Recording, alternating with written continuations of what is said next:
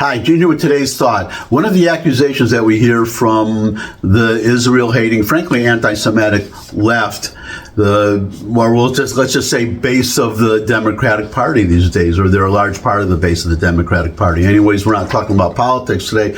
We're talking about this accusation of Israel apartheid, that Israel is some kind of an apartheid state. Well, if you're on the left and that's what you think, you're about to be very disappointed with an article that I'm about to share with you. So, well, the idea that Arabs are oppressed in Israel. Oh, and never mind that a minister in South Africa, a black member of the South African government, said that Israel does not practice apartheid. But that's obvious. I mean, there's an Arab Israeli on the Israeli Supreme Court. They are serving in the army right now. 100 of the 1,400 Israelis massacred on October 7 were Arabs. But also, before October 7th, there was some sympathy among Arab Israelis for Gaza, I guess, for the Palestinians. That vanished. That pretty much vanished on October 7th. In fact, one poll I saw, 77% of Arab Israelis are horrified by this. And then you have, well, let me just mention another thing, two other facts.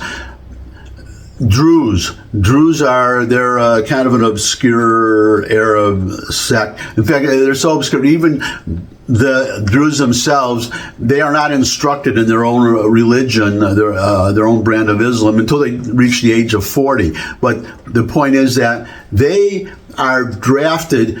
They would be exempt from the Israeli draft to serve in the army. They insisted on being drafted along with Jewish Israelis. And they, during the War of Independence, 1948, they actually helped the Israelis and they sided with the Israelis. And then you also have Bedouins who are traditional Muslim Arabs, and they are exempt from the draft, but they overwhelmingly volunteer for the Israeli army anyways.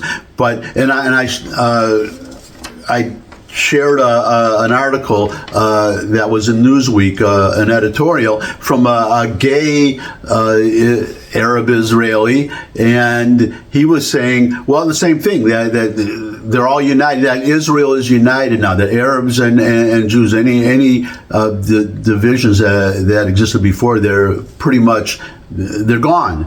They're gone. And they say, well, just like in this country, we have sometimes there's still some racial strife here and there. And they say everything is not perfect, but they want no part of the Palestinian Authority or Hamas, and they want no part. They are loyal Israelis, and I'm going to give you an example right now from the article that I'm about to share. But the question is, now this guy who, this Arab guy who wrote the editorial, he was Mohammed Zawabi is his name, and he is a gay activist living in Tel Aviv. Okay, gay activist living in Tel Aviv.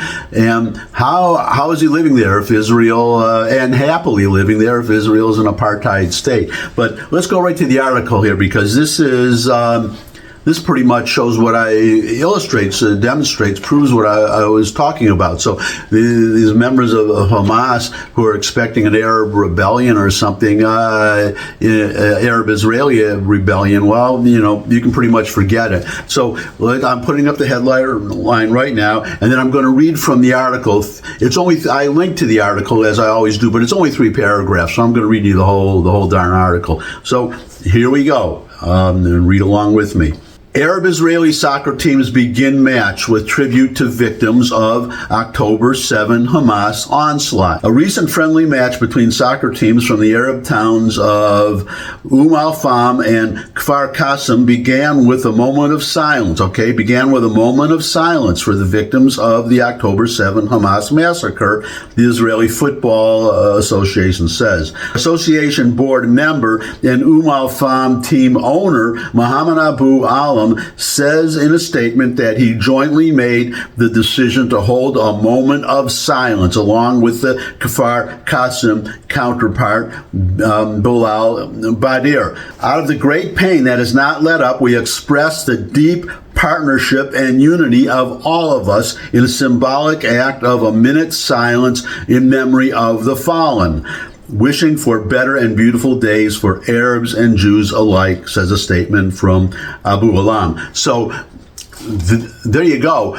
Two competing Arab-Israeli soccer teams, Arab-Israelis on both sides, and they stood together. You see the photo. They stood together for a moment of silence, tribute to those who were massacred on October 7th, which again included 100 Arab Israelis. That's my thought for today. Thanks for stopping by. If you could subscribe, that would really be great. Share this video with anyone you think would benefit from it. But most of all, come back and see me again. I would love to see all of you again. And until I do see all of you again, bye.